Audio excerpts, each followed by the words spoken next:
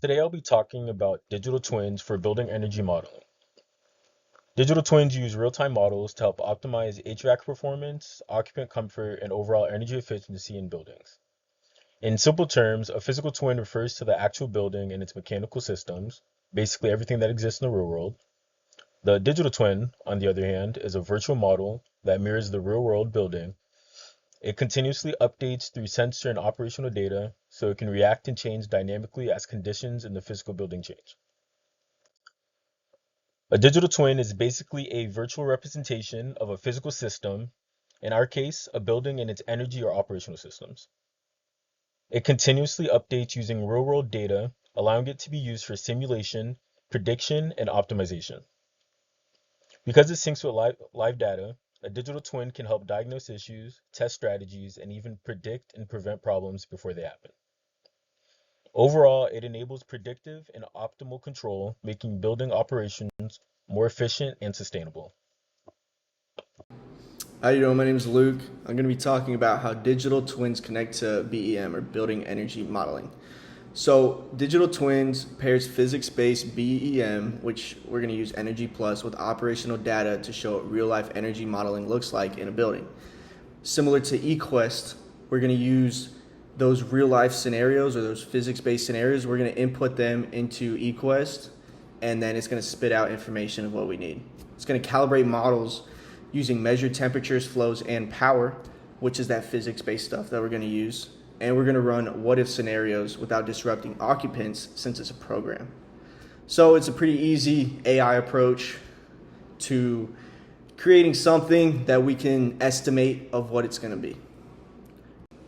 Next, we're going to be talking about the typical tool chain. So the modeling interface we're going to use is OpenStudio, or OpenStudio HPX-ML.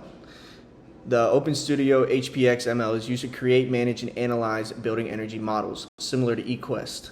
And this is a user interface, and it's very user-friendly. It works with Energy Plus, which is that simulation machine we were talking about. That user interface is similar to eQuest. It's just a different name for it.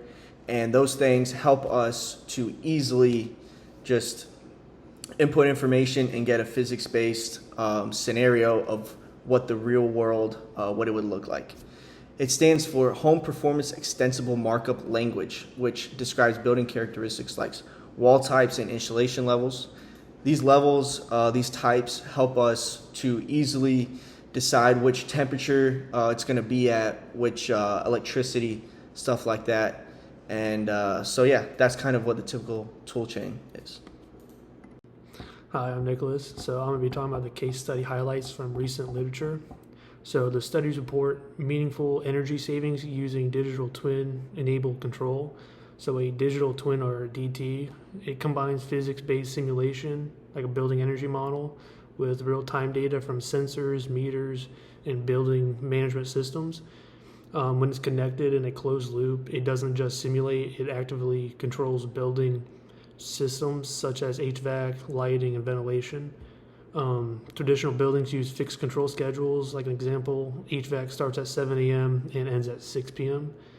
A DT uses real-time occupancy and weather forecast to adjust operations dynamically. So adding AI or machine learning to the twin, physics-informed machine learning, or PIML, improves accuracy and generalization. Instead of treating ML as a black box, PIML ensures that predictions follow physical principles such as energy conservation, fluid flow, or thermal dynamics. Pure ML models can learn patterns from building data, so examples temperature versus energy use.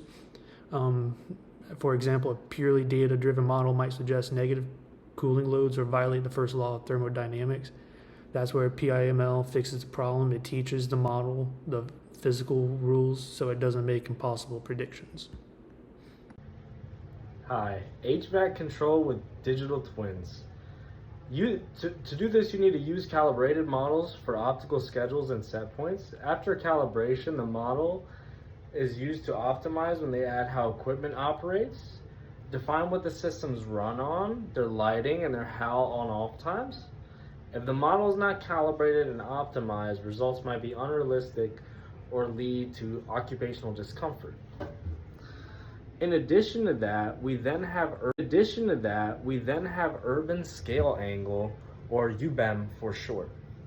UBEM extends twins across many buildings for city planning, as well as when we talk about digital twin design in and of itself of buildings. Many buildings we refer to the concept of earning building digital twin. Instead of modeling just one building, you model the entire building or stock of a large portfolio built within the city or district itself. So for our twin models, we want to follow a couple of standards and compliance measures.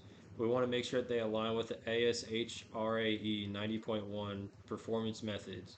And to do this, we want to ensure that the simulation setup corresponds to these methods, that we take the correct assumptions, and our report follows the standard structure and logic according to the ASHRAE 90.1.